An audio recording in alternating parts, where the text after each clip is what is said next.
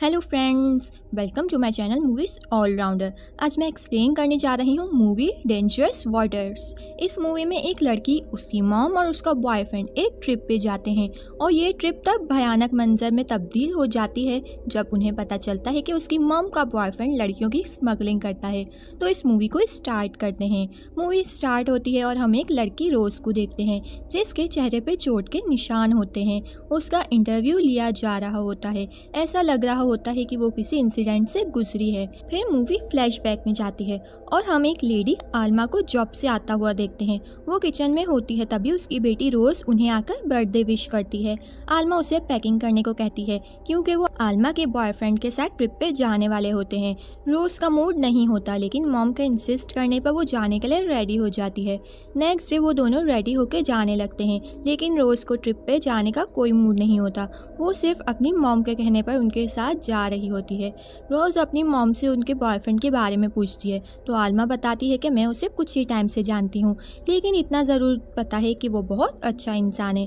रोज कहती है कि कैसे आप एक आदमी पर इतना ट्रस्ट कर सकती हैं जिसे आप ठीक तरह जानती भी नहीं। खैर, अब वो अपनी लोकेशन पर पहुंच जाते हैं। आलमा अपने बॉयफ्रेंड से मिलती है। वो उसे बताता है कि हम यहाँ से होते हुए कुछ दिनों में इस आइलैंड पहुंच जाएंगे। अब आलमा अपना लगेज निकाल रही होती है, तभी एक आदमी उसके पास आता है। रोज ये सब देख रही होती है। वो अपनी मॉम से पूछती है कि वो आदमी कौन था। वो बताती है कि पता नहीं, वो मुझसे पूछ रहा था कि हम कहाँ जा रहे हैं। रोज बोर्ड पे लिखा नाम एनालिसा के बारे में पूछती है कि ये कौन है, तो आलमा का बॉयफ्रेंड डेरेक उन्हें बताता है कि ये बोर्ड मैंने सेकंड हैंड ली है, बस ये नाम ही हटाना रहता है। अब वो लोग ट्रिप के लिए रवाना हो जाते हैं। डेरेक आलमा को केक देकर सरप्राइज करता है और टी शर्ट भी गिफ्ट करता है और फिर आलमा केक कट करती है और वो बर्थडे सेलिब्रेट करते हैं। डेरेक रोज को एक नाइफ गिफ्ट करता है सेल्फ डिफेंस के लिए। रोज डेरेक से उसके काम के बारे में पूछती है तो वो बताता है कि मैं पुलिस ऑफिसर था और अब प्राइवेट सिक्योरिटी एजेंट का काम करता हूँ। अब डेरेक रोज को बोट चलाना सिखाता है और आलमा उन दोनों की फोटोज क्लिक कर रही होती है, तभी वो बोट के पोल से टकराकर गिर जाती है। डेरेक आलमा को लाइफ जैकेट फेंकता है और रोज को कैबिन से फर्स्ट एड और ब्लैंकेट लाने को कहता है। रोज अंदर जाकर केबिन खोलती है तो वहाँ राइफल और पिस्टल रखी होती हैं। वो देखकर हैरान हो जाती है। फिर वो अपनी मॉम के लिए ब्लैंकेट लेकर जाती है। डेरेक आलमा को बोट में ला चुका होता है। रोज उन्हें ब्लैंकेट देती है। आलमा रोज से माफ़ी मांगती है कि मैंने तुम्हारा फ़ोन पानी में गिरा दिया। रोज कहती है कि कोई बात नहीं, आपसे बढ़कर मेरे लिए कुछ नहीं। कुछ देर बाद वो लोग देखते हैं कि सामने से बहुत ही खतरनाक तूफान उनकी तरफ आ रहा होता है। वो तीनों बोट के अंदर आ जाते हैं। आलमा डेरेक से कहती है कि हमें वापस चले जाना चाहिए, लेकिन वो कहता है कि मौसम कल तक ठीक हो जाएगा। अगली सुबह मौसम बिल्कुल ठीक हो चुका होता है। रोज आलमा से कहती है कि मुझे घर वापस जाना है, तो आलमा उससे कहती है कि देखो ये नज़ारा कितना हसीन है, तुम्हें इस पल को एंजॉय करना चाहिए। अब वहाँ डेरेक भी आ जाता है तो रोज उसे केबिन में रखी राइफल के बारे में पूछती है तो वो बताता है कि मैंने उसे अपनी सेफ्टी के लिए रखा है। रोज कहती है कि मैं उसे चलाना चाहती हूँ। अब रोज राइफल बहुत अच्छे से चलाती है। ये देख कर डेरेक उसकी तारीफ करता है। कुछ देर बाद रोज डेस्कटॉप में देखती है कि उनके करीब एक बोर्ड है, तो वो बाहर आकर उसे देखने लगती है। तभी डेरेक और आलमा उसे अपने पास बुला लेते हैं। कुछ देर बाद रोज सोने रूम में चली जाती है। वो सो रही होती है, तभी उसे कुछ आवाज़ें आने लगती हैं। वो उठकर जब बाहर आकर देखती है तो एक बोर्ड सीधा आकर उनकी बोर्ड से टकराती है और बोर्ड से दो आदमी आकर डेरेक पे गन तान कर किसी चीज़ को वापस करने के लिए कहते हैं, लेकिन डेरेक कहता है कि मुझे नहीं पता कि तुम किस बारे में बात कर रहे हो। आलमा भी मदद के लिए चिल्लाने लगती है तो वो आदमी उसे गन मारता है। अब हम देखते हैं कि ये वही आदमी है जिसने आलमा से पूछा था कि तुम कहाँ जा रहे हो। ये सब देख के रोज बहुत डर जाती है। आलमा रोज को देखती है तो उसे कहती है कि छुप जाओ।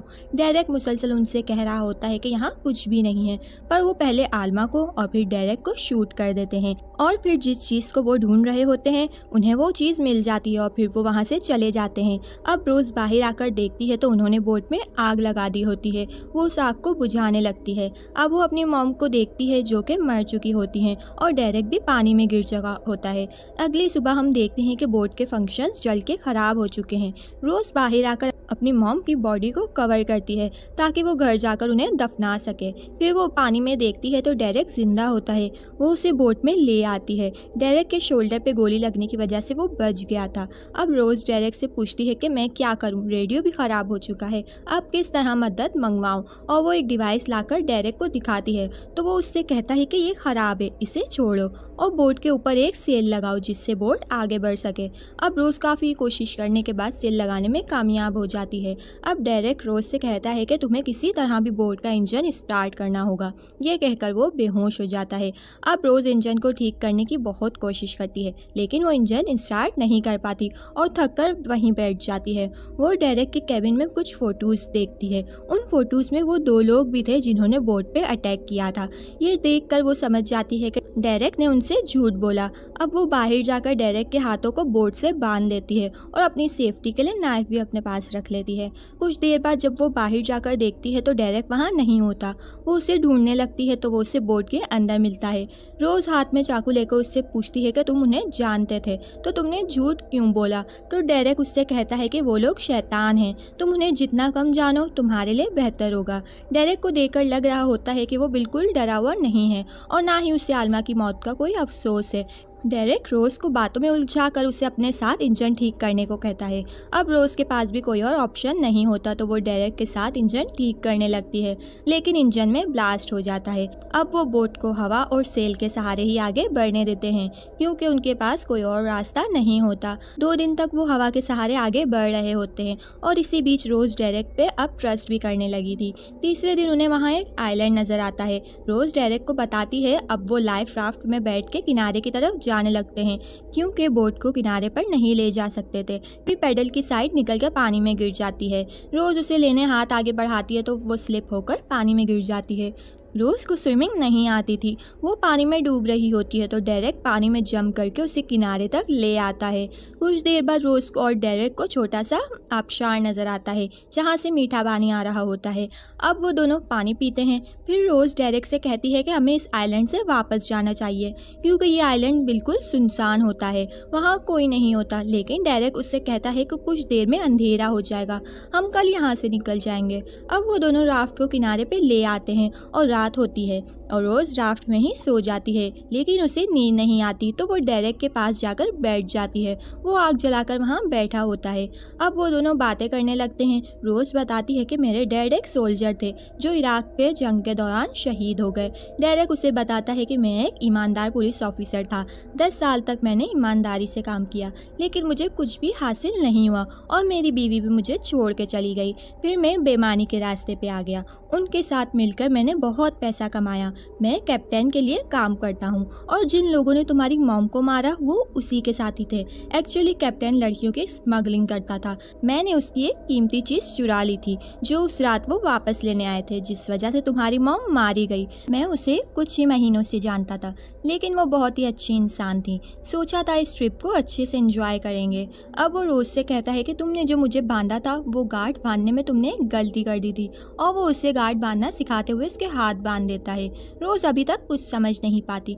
वो कहती है कि तुमने तो कहा था ये डिवाइस ख़राब है तो तुमने इसे अपने पास क्यों रखा। तो डायरेक्ट बताता है कि असल में इस डिवाइस से हमारी लोकेशन को सैटेलाइट पे SOS सिग्नल भेजा जा सकता है लेकिन मैंने इसे एक्टिव नहीं किया क्योंकि इससे पहले मुझे तुम्हारा काम तमाम करना था। ये सुन के रोज समझ जाती है और उसे मुक्का मार के फ़ौरन वहाँ से भाग जाती है। डायरेक्ट गन लोड करके उस पर गोली चलाता है लेकिन उसे एक भी गोली नहीं लगती। अब रोज एक जगह बैठ के हाथ की रस्सी खोल लेती है। अब सुबह हो चुकी होती है। डेरेक अब भी उसे ढूंढ रहा होता है।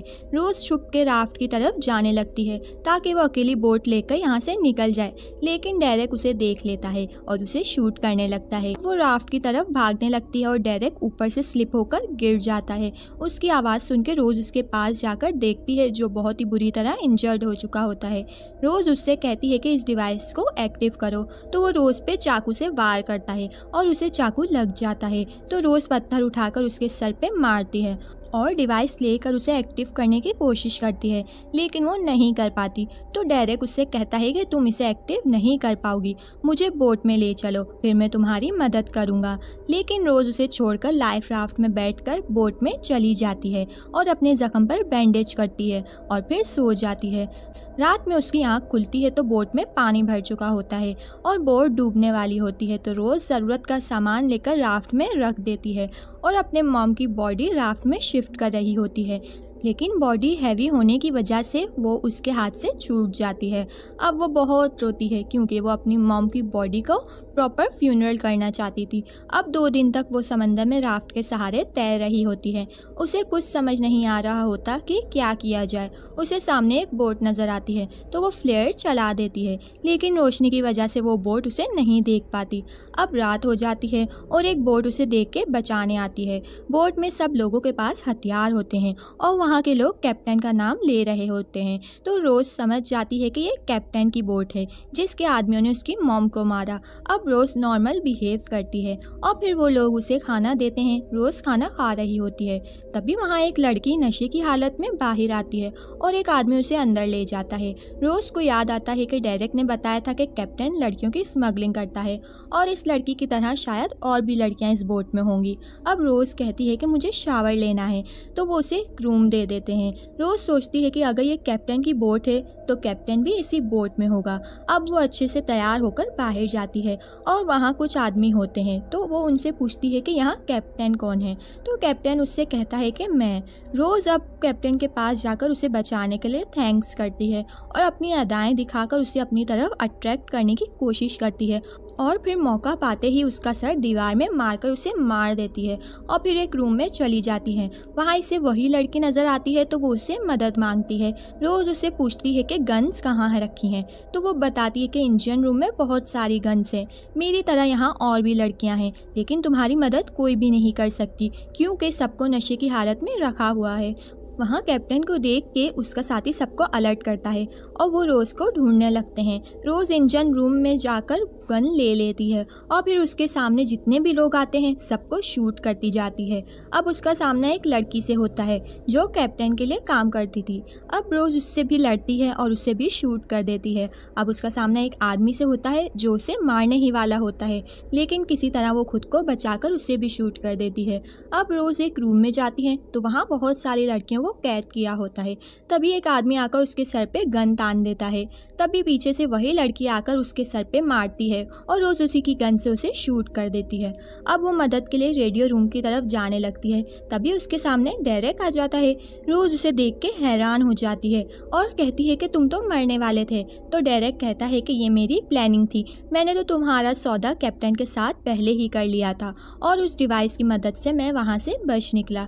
ये सुन के रोज़ हंसने लगती है और कहती है कि तुम्हारे कैप्टन को मैं मार चुकी हूँ। ये सुनकर डेरेक उसे मार के स्टेयर से नीचे गिरा देता है। अब जब डेरेक नीचे देखता है तो रोज़ वहाँ नहीं होती। वो उसके खून के निशान को फॉलो करके एक रूम में जाता है तो रोज़ इंजन का धुआं ऑन करती है जो सीधा उसके मुंह पे आता है और फिर उसी के दिए हुए चाकू से उसके सीने पे वार कर देती है और उसे भी मार देती है। रोज़ बहुत थक चुकी होती है। अब एक लड़की उसके पास आकर उसे कहती है कि मेरे साथ चलो, मुझे तुम्हें कुछ दिखाना है। और सारी लड़कियां बोट में ऊपर जाकर देखती हैं तो सामने उन्हें किनारा नजर आता है। वो ये सब देख के बहुत खुश हो रही होती हैं कि अब वो घर वापस चली जाएंगी। किनारे तक पहुंचकर ये मामला पुलिस हैंडल करती है। पुलिस रोज़ को बताती है कि सब लड़कियों को घर वापस भेज दिया गया है, अब तुम्हें भी घर भेज दिया जाएगा। तो रोज़ कहती है कि मैं घर नहीं जाना चाहती क्योंकि वहाँ अब कुछ भी नहीं है। तो पुलिस उससे कहती है कि तुम्हारा फ्यूचर है, तुम लड़कर यहाँ तक आई, अब तुम्हें आगे भी अपनी ज़िंदगी का सामना करना होगा। और यहीं ये मूवी एंड हो जाती है।